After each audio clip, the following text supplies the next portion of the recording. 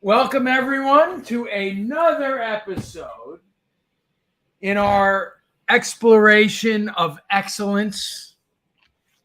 We call it Loser's Lunch. That is a riff off of the Balance album from Van Halen. Even though I'm not a big Van Hagar fan, it is a pretty awesome riff. There's some tie-ins. Right now, there's an imbalance in the markets, an imbalance in home ownership, an imbalance in the wealth gap, an imbalance in everything. That song's called Amsterdam, which is about marijuana. I've never done a drug in my life, not a single drug, not even like Clinton where I didn't inhale. So I'm not advocating for the stickiest of the icky, as Dave Chappelle calls it. But there's actually a little bit of a tie-in to drugs and balance. Neither of those things are a tie-in to our special guest host this week. Everyone, please welcome Bill Lyons from Griffin Funding. How you doing, buddy? Doing great. Thanks for having me. And you know, there's actually a reason why you're on today, too, because it's a super important week in the markets. And I'm going to start off by talking about the markets a little bit. And, you know, our relationship has been a little bit about sales and a little bit about business and a little bit about the markets, which is kind of what Loser's Lunch is about. And so, you know, I thought it was really, really fitting to have you for this show when I kind of finally figured out what I was going to talk about today. So I know it was a little bit last minute when I hit you up this morning, but I'm like, yeah, you know, again, Michael also gets pissed off when I admit this because I talk so much about preparation and everything, but I tend to do this show a little bit by the seat of my pants because I do think that there's a time and place for spontaneity. So thanks for joining, especially quasi last minute. Let me get to the markets before I talk about, before we get to our conversation. So, I mean, we are just, threatening 3.0, 2992 on the 10-year in real time. So that's a psychologically important number for those who are keeping score. Most people will tell you they can't believe that it's gotten this high at this point, and they'd probably be right. ISM, the first of the big number, came in at 55.4 headline. Prices paid 84.6. So to digress about ISM for a quick second, as everybody who watches the program knows, I am like a disciple of the ISMs, okay? This is a really, really good topical indicator of exactly what the economy is doing. And by the way, down again and creeping ever so closely to that magical 50 number. So for the uninitiated, anything below 50 is deflation and or contraction, depending on whether you're talking about prices or the number. Anything above is growth and inflation. Now, prices paid number was 84.4. I mean, look, we get it. We get that there's inflation right now, crazy number, but less than last month and significantly less than expected. Both numbers missed, should be bond friendly, but we got the Fed looming on Wednesdays. That's why everyone's still shitting their pants. Okay. As far as the rest of the data for the week, Redbook and durables tomorrow. Of course, mortgages, we did drop below, and I talked about that for 2 straight weeks. We were going to drop below 1,000 on refis. We did it 930 last week. ADP on Wednesday, expecting a headline of 395. ISM non-manufacturing, which is services, expecting 58.5, came in at 58.3, which was a down number, by the way. Of course, Fed rate decision on Wednesday. I kind of think that they might raise 1 point and then be done. I'm telling you right now, and I said this, there is zero chance that the Fed hikes as much as they've threatened to hike. I just don't see how they ever get there over the next several months. Bank of England on Thursday, of course, jobless claims, and then the biggest bullshit report that exists in existence is non-farm payroll on Friday. We're expecting a headline of 380, privates of 400, earnings at 0.4, work week at 34.7, unemployment rate of 3.5. Let's just go back to last week real quick for a second, okay? Dallas PCE missed, consumer sentiment missed,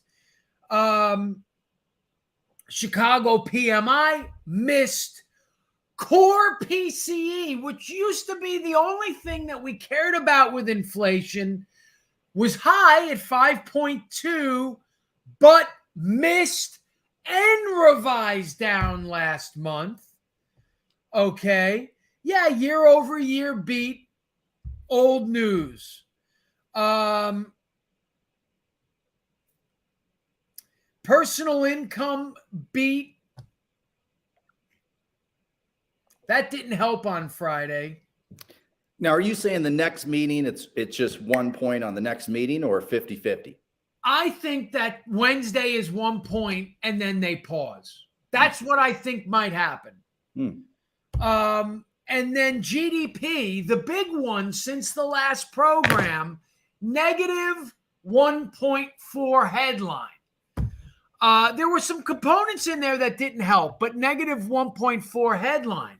So, Bill, as you know, the clinical, if I may call it that, the clinical definition of a recession is 2 straight negative quarters. Now, but we're not close to that, and here's why. It is a negative quarter on the final print. So what we got on Thursday was the first print of Q1 GDP. What you will get later this month is print 2, and then end of June would be print 3. So not until June will we know for sure that Q1 GDP was negative. Was negative, yeah. Now, Q2, same thing. July, August, September.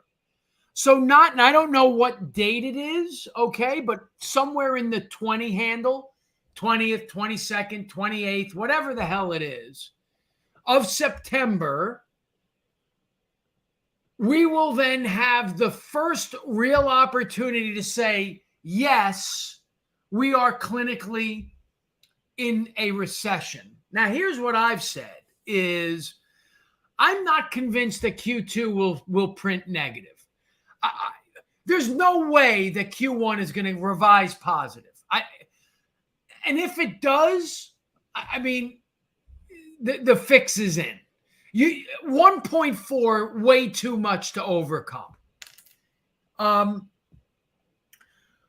believe what you're going to see, Bill, is either 3 straight quarters of negative GDP or a positive Q2 sandwiched by a bad Q3. And here's why. The summer historically is not economic friendly. That usually starts in July. So July, August, I don't expect to be great months. September could be a good month, and that could hurt my theory.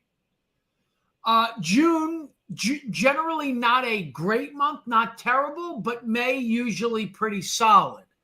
So ultimately, I just don't think there's any way around it. The Fed is going to choke the economy. That much we know. We're already talking about housing cooling off. We're already talking about a lot of stuff cooling off. We weren't talking about that in Q1.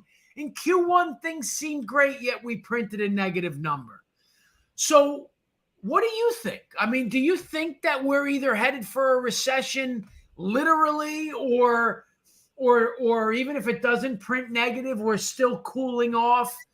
What are your thoughts? Well, don't forget about unemployment, right? Recessions happen when unemployment is not at a high, but an all-time low, and starts to tick up for the first time. And then that creates a spiral effect of higher wage, letting people go, et cetera, et cetera. And what was interesting, I'm a follower of the real estate forecaster, Barry Habib.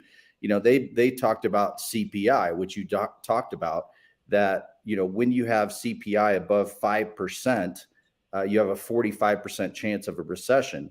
And if you have CPI above 5% and unemployment tick up, you're at 100% chance of a recession. So to answer your question, I mean, the Fed is clearly admitting that they are purposely causing a recession to stifle demand. Everybody was, back when we were doing some forwards with you during COVID, everybody was spending their stimulus money. When the stimulus money ran out, instead of adjusting their lifestyle and their behaviors, they just moved to credit cards. Yes. Because, so still got to buy the Gucci. So, yes. So it's very interesting. Obviously, it's going to be very, very volatile, but those numbers don't come out until, like you're saying, September. So, Barry, it's funny, a week ago, he said, guys, we're calling for, topping of inflation because we haven't hit a top, because of last summer. So last summer will show higher, then September we'll see that go down, of course, if Shanghai doesn't not reopen. And then, those numbers come out in October, once you look at all that. So he initially said, hey, we're calling for a recession in October. Now he's basically saying, hey, 100% chance, guys, that this is a window in time. You need to work through this window as hard as you can to plant the seeds today for tomorrow's refi harvest. And those who are willing to decide on success, those who are willing to work hard, push through, get creative, are going to win. But, if you deer in the headlights it, and work, let the fear overtake you, it's going to be even worse 6 months. It's still going to be bad. It's still going to be hard. So you said a lot there that I actually want to talk about, which, to go back, that's why you're here today, is talk a little bit about markets, a little bit about sales, a little about business, and the hard work element. It's funny, one would think that we actually rehearse this. So I want to say a couple of things. We can't see your comments anymore, folks, which sucks. And I know Jen is working on a solution.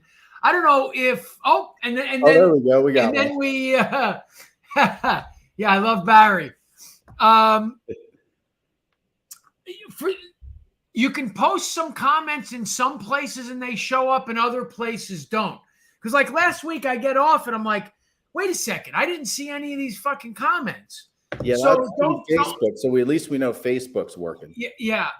Has to be so post your comments on EPM, not on my personal feed or whatever, and we'll run with them. So one of the things you said, and here's a little blurb to put up here, Jenna, is Warren Buffett, right? Be greedy when people are fearful and fearful when people are greedy. So when you talk about it being in the tea leaves, right, you don't have to be a genius. If Inflation is there and unemployment's ticking up. Oh boy, that probably means recession. Okay, great, right? You just have to know it. So before we get into some of the things you were talking about, I just want to say rates are never going up, Matt. It's just, and I know that we're talking about this at 3.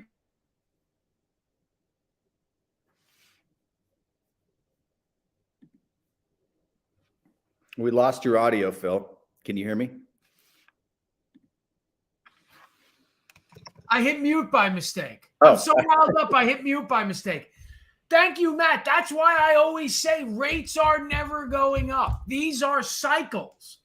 Now, but they have gone up the fastest since 1980, and they have, gone up the highest since 2009, highest and fast. But think about this for a second, Bill. When we say they've gone up, I mean, it's been like 6 weeks, right? I mean, things were great in the beginning of March. I mean, it's 2 months and people are ready to, kill themselves. To your point about reinvesting in your business, being patient, I think that if I said to you, but I got so much in my head and I want to get to these charts too. Before we get to quick answer, right? If I said to you 2.5 years ago, 3 years ago, Bill, you're going to have the best 2 years that you've ever had, and that's going to be followed by the worst 3 months you ever had. And then that's going to be followed by another two pretty darn good years. Would you sign up for that? Absolutely. I'm in. So the answer, folks, is, okay, look, rates are up a little bit. Get the fuck over it. It's going to be a couple months. We hit recession, rates are back down.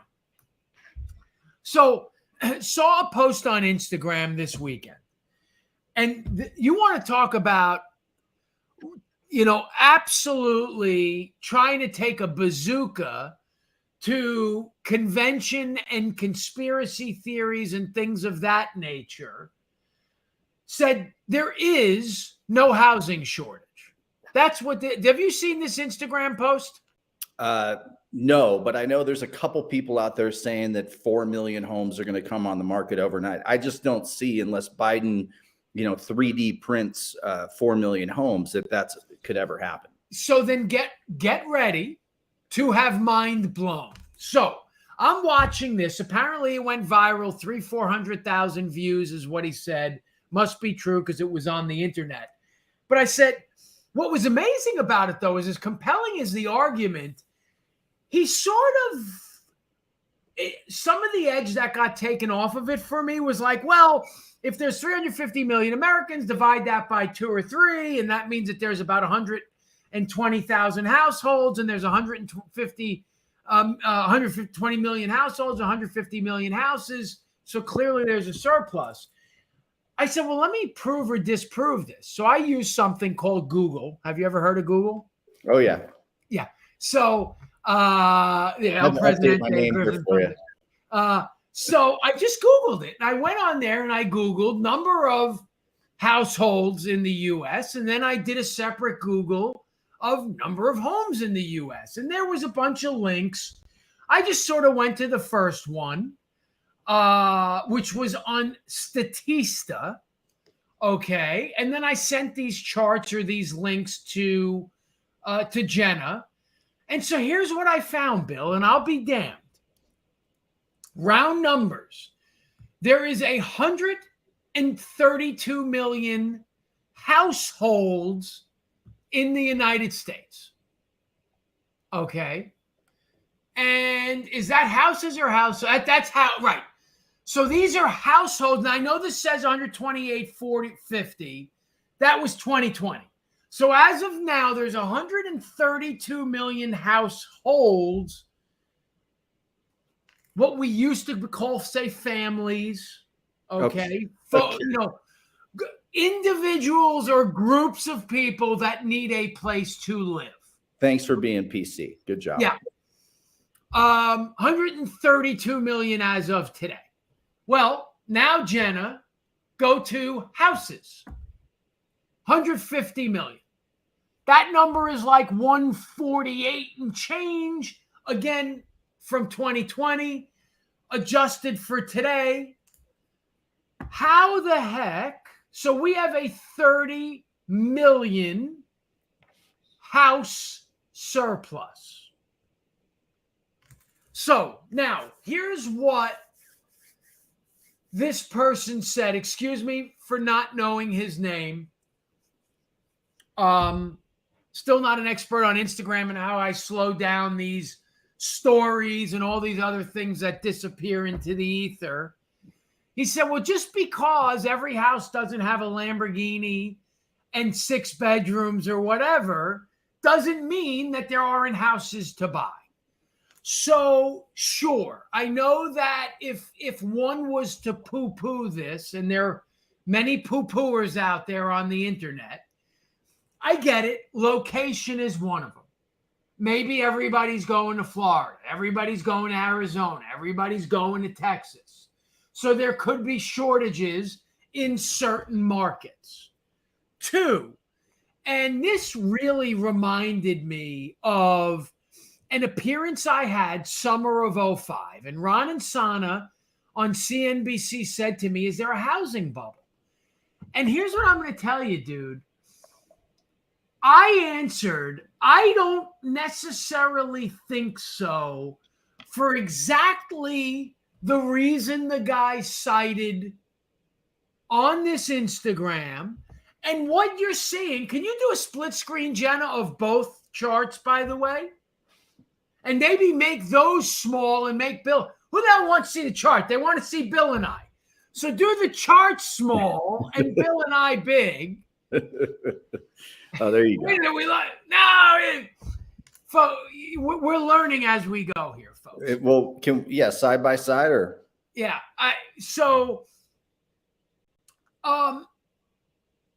And it goes to either the location, or type.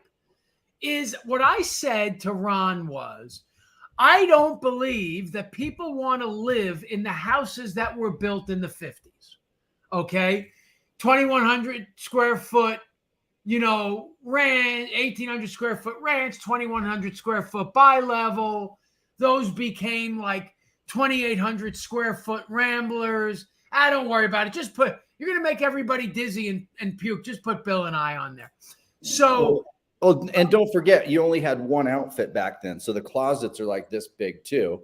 And so, I was just going to bring that up. What about the houses going off the market because they're dilapidated? Yeah. By the way, scary conversation on Friday night about outfits. We'll talk about that in a second. But we're going to blow through the 30 minutes. I could tell everybody that, so you better strap in.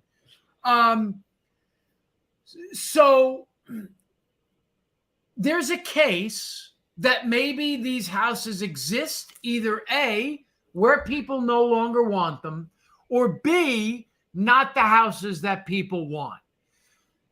I believe that the same case existed in 2006, 7, and 8, but it didn't matter.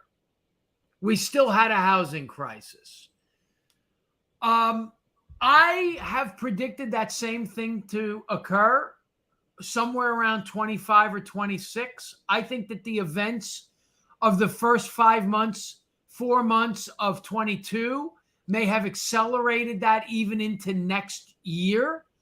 I do think that there's inventory that's being withheld by the large investment banks that have been swooping this up, the iBuyers of the world, the dark economy that's done it with watches and cars and all this other stuff. Talked about it last week, where Daytonas, there were 6,700 Daytonas for sale on Chrono 24. There are 317 Rolex dealers in America that have 0 Daytonas, okay? Although I just got an allocation of one. So neener, nanner. But there'd be 20 Daytonas in every Rolex dealer if Chrono 24 in that black or gray market didn't exist. Is there a gray? Here's a scroll. Is there a gray or a black market of houses out there that may just get thrown out onto the market? So, Bill, before we talk about the outfit reference, okay, because there is actually a tie in there. You talked about, and that's what we do here on Losers Lunch, is we talk about getting better at your job. Tell me if this is feasible. In the one-on-ones that I've been doing, I got sort of on a little bit of a roll with one of the folks I was talking to. And I said, we are in such a race as mortgage and real estate, and because those are our two big viewers, but then others, insurance and sales in general, such in a race to commoditize ourselves. And what is the first thing that a realtor does? They talk about square footage and bedrooms and all this other, and price and all this, and getting a what is really, newsflash, folks, a useless pre-approval letter, okay? And in the mortgage business, we want to talk about our rates and program and all this other bullshit, instead of talking about the human aspect of home ownership. And I keep saying this, folks, it's called home ownership and not house ownership for a reason. You own a home. You live in a home. Home is where the heart is, not house is where the heart is. Why aren't we listening as mortgage and real estate professionals to the language, the micro messages that are being used? When you're not good at your job, when you do commoditize, that's why the home buyer only talks about price and product with you, okay? So what we explored, Bill, was, why can't I get my realtor folks out there, okay, to bring somebody into the backyard? The house has a pool, let's just say. And I remember when I went to go put our first pool in years ago, you know what the pool salesman talked about? Talked about a summer day, music playing in the background, that indelible sound of kids playing in a pool, okay, laughing, splashing, and you get out of the pool soaking wet, steaming hot barbecue. What the feeling of that, okay, and then flipping burgers with your favorite playlist in the background and a beer. And what I did was I took that and I said, why aren't realtors talking about that more? Setting that scene, okay? Back in the day in Upper Saddle River, New Jersey, how around the holidays they'd be boiling apples and cinnamon and playing Christmas music. And I keep hearing about home buyers, you know, putting off a home sale because of a rate or because of a price. And if I was a realtor, I'd be talking about, do you realize you're putting a price on your life, on the memories? Jordan Peterson talks about from like 2 to 8 or 7, those 5 years of kids' age, never being able to get that back. And if I had a family looking at a house, how I would play to that. How feasible, in your opinion, Bill, is it to make it about home ownership and not house ownership again? I mean, would that, I mean, am I crazy, or could mortgage and real estate professionals come together to really get home buyers to understand that the more they put off owning a home, the more they miss out on starting their life together, whether it be, and I'm talking about kids just because, you know, that was what I was shopping for, but it doesn't have to be with kids. You know, it's the barbecues with friends and family in the backyard and the glasses of wine and the taco trucks and all that other stuff. We're putting that off for what? You know, for money, you can't put a price on happiness. What says you? Yeah, I mean, you talk about that. That's called the sponge years of a kid. You know, they have no filter. They're taking in everything. So we all want shelter. We all need shelter. We sell shelter. And yeah, I mean, look, in San Diego, one of the markets I'm familiar with, I'm up in Incline Village, Nevada this week. And, you know, people are starting to throw in the towel. So realtors really, right now, I have one of the largest real estate teams in San Diego. He said they went away from sales training to mindset emotional training for his whole entire team. And, you know, keeping, okay, you're showing 80 different homes, 80 different offers. You're trying to keep these people engaged. Now you've got higher interest rates and you can't keep them engaged anymore. People are starting to throw in the towel. But if you focus in on, you need shelter, rents are going up, and buying power, which they're focusing on, is you have buying power. Now, there was a chart the other day that, you know, maybe we can pull up later that was on LinkedIn about buying power. It hasn't decreased that much. So the people that are smart are still in the game. They're making less offers. They're getting outbid less. They're doing mortgages that have the most buying power. Think about it, $400,000 at 3.5%, 3, 4, 5 months ago, or a year ago, let's say, on a $400,000 house. You take that same $400,000 house with the average appreciation, you're at a 472 house because you waited, the cost of waiting. You waited. Now the house went from 400 to 472. Now today, your payment, I think I just wrote this down, your payment's going to increase. I know rates are a little higher than 5%. It's going to increase $738 a month. That same house that you waited and spent 72 grand more on, that now is at 5% opposed to 3.5%, you're at 738. But one would argue that wage growth has gone up. I think I wrote that down. So I didn't write that down. About $1,000 for that same average employee. So net. But what if wage growth didn't go up, Phil? And you said, hey, look, what is $738 a month? Is that no night outs? Is that just one night out less, changing my behavior? Is that no Starbucks anymore? Is that no Netflix anymore? You know, what behaviors do I need to change? Do I really need that Louis Vuitton purse, right?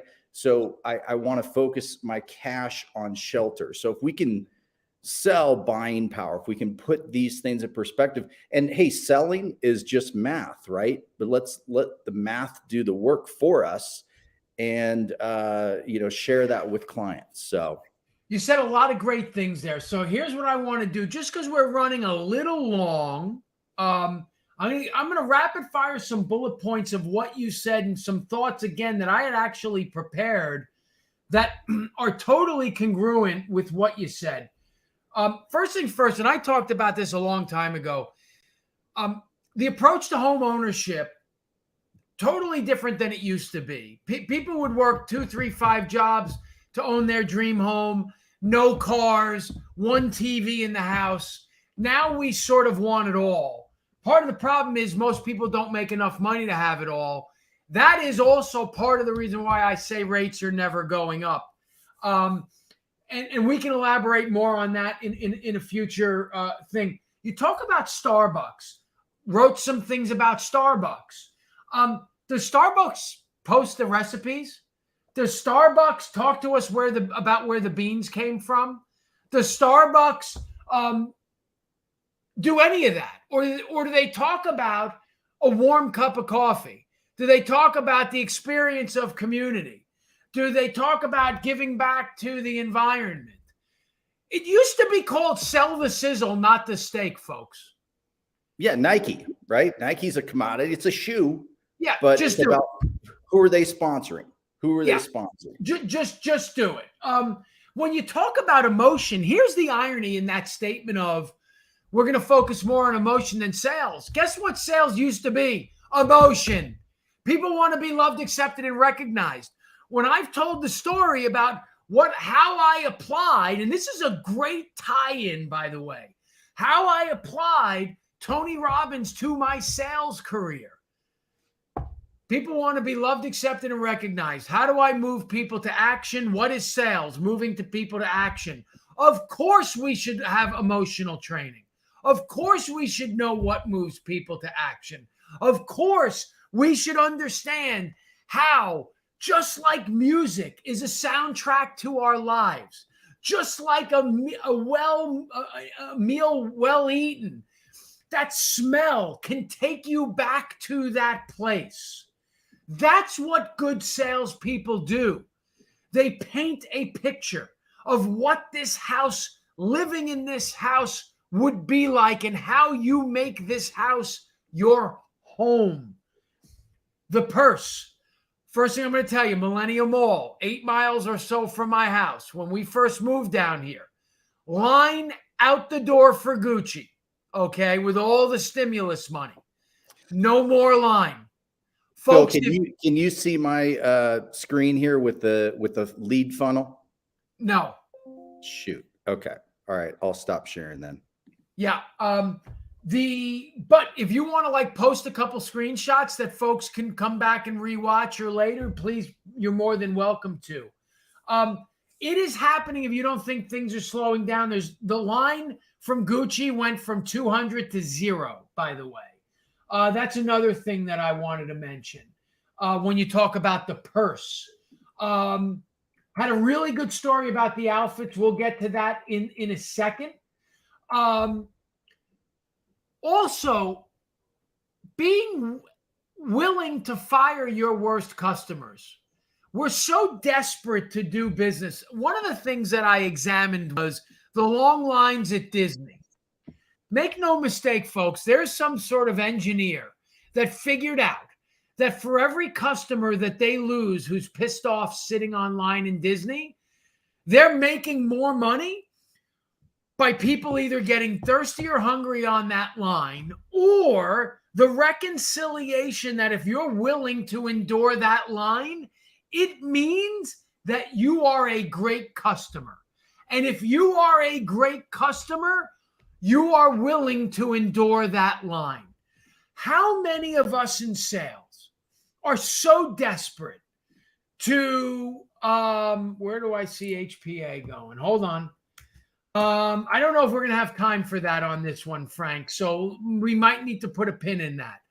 100%, Christy.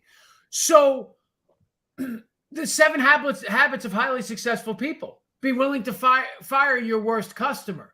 We're so desperate to make a commission in sales sometimes that we don't see the forest through the trees, that we're willing to waste our time with shitty customers. And then we don't have enough time for good customers, then we don't earn them as well.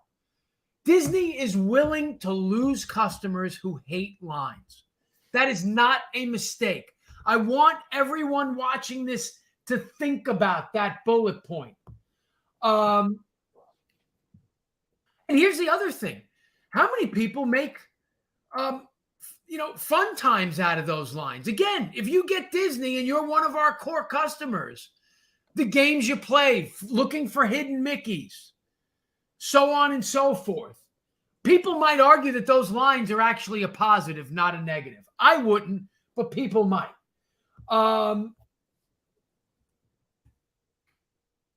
These were all things that were on my mind. The outfit thing, as we begin to wind down, Bill, had dinner with some really smart people Friday night, one of whom is a supply chain expert. She reckoned that we are on a crash course with a highly specialized retail experience, and not limited to everyday run-of-the-mill sort of brands or high-end brands. Like even the Lululemon doing the membership program. You've heard of that, correct? I have not. So hold on. I'm going to ask you about that. But even the highest of the high, saying, for example, there will be a moment that we don't have enough resources or so on and so forth, that even if you walk, and she used Chanel as an example, into a Chanel. This is her opinion. Chanel, don't sue us. That the shelves will basically be empty, and it will be a specialized. They will make an outfit specifically for you, and it'll be more money, and it'll be a one-off. And when you talked about the size of closets, it's like mind blown. You didn't even know this. It'll be a more like, she equated it to a European experience. Here in America, we have an insatiable appetite to consume. It's not necessarily like that everywhere else. And so she says, here in America, you'll have a wardrobe with 100 pieces in it. And maybe some of them might not even be that great. Mark Maloney keeps talking to me about my t-shirts. Here's one survey for all of our Losers Lunch users. Do you take me less seriously because I'm wearing a t-shirt, and so therefore should I wear golf clothing on the program? Or are you okay with me wearing my Isleworth and Mickey Mouse t-shirts? Please weigh in and we'll get to the bottom of this. He says I wear raggedy ass t-shirts, which this is not. This is a brand new t-shirt. And he gives me shit about that. But so what she's saying is you're going to have a wardrobe of like 10 outfits, but they're going to all be fucking awesome. And that's sort of going to be the new world because we're out of everything. We're out of cotton. She said we're basically out of beef. I mean, crazy, crazy stuff. Tell me, what do you think about that? And tell me about Lululemon. Yeah, I mean, look, in Japan, in the grocery store, you got 2 options. Here you got 1 million options. And they did a study that found that those consumers with 1 million options were less happy. It's kind of like during COVID where we didn't have that many options. We all became happier people for the most part. For most people did. And unfortunately, there were some bad things that happened during COVID, but there was a lot of good things that happened. So, In-N-Out burger menu for yourself, In-N-Out burger menu for your clients, because you don't want a cheesecake factory them. So, yeah, I mean, Lululemon's coming out with a membership program because we all know retail is going to get hit in a hard way. But yeah, the world is changing. We need to adjust, and hopefully, we're not renting everything from here on out, that we're actually, buying and owning. Boy, I mean, we could get really dark here because there are some people who might suggest that that the powers that be want us to rent everything. Control universal income. They're already testing it out in California. Yeah. So you said something interesting there, Bill, about the people who had more choices were actually less happy. Folks, we're giving out some nuggets on this show. Like most people would cut the program right here. And we do have to cut it because we're at 45. But so one of the things that I explored with Mike Alasso this morning is if you know psychology, and so this all ties in, sales, business, emotion, psychology, all this stuff. Statistically, 9 out of 10 people are followers. And what I have found in my experience in sales and business is, therefore, generally speaking, 90% of people want to be told what to do. So Steve Jobs said that. Yeah. Henry Ford said that. And love Steve. So if you know that 90% of your workforce or 90% of your prospects want to, beautiful view, by the way. Just got to show you a view of the mountains. Gorgeous. If 90% of the people want to be told what to like, what to do, so on and so forth, and you are a leader, then you should know the following. A, tell them what to do or what to buy. And B, know that 100% of them are going to complain that you told them what to do. Don't give a shit that they complained because they're going to do it. It's like Pavlov's dog. It's like, why do the same thing over and over and expect a different outcome? And that's sort of the complexity of the human condition, right, Bill? Is people want to be told what to do, but then they fucking complain that you told them to do it. Yeah, absolutely. Good talk, Christy. Absolutely right too. When basic needs are met, we want less, generally speaking. It's just, I really enjoyed this episode because I think we highlighted the congruence of life, sales, work, the human condition. At the end of the day, folks, we are people trying to work together, against each other, with each other, in different ways. If you know how to make friends, you should know how to make customers. If you know how to have a relationship personally, you should be able to navigate a relationship professionally, and vice versa.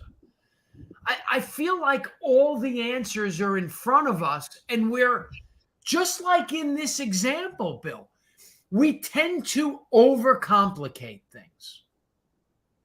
Look, in this market, in the next 3 months, 6 months, if you can focus in on being a financial expert, adding value, adding more value than anybody else, working hard, you're going to find a way. If you make it a must, you're going to find a way. If rates go to 10%, are the successful people still going to find a way? Are homes still going to sell? Are people still needing shelter? Are people still needing the American dream, wanting the American dream? The answer is yes. And so it's really, to me, about mindset. Stand guard at the door of your mind to not allow the bullshit in. And regardless, success is a choice. Yeah, and let's end it there. Do or do not. There is no try. Dude, it's no surprise that we get along great. Our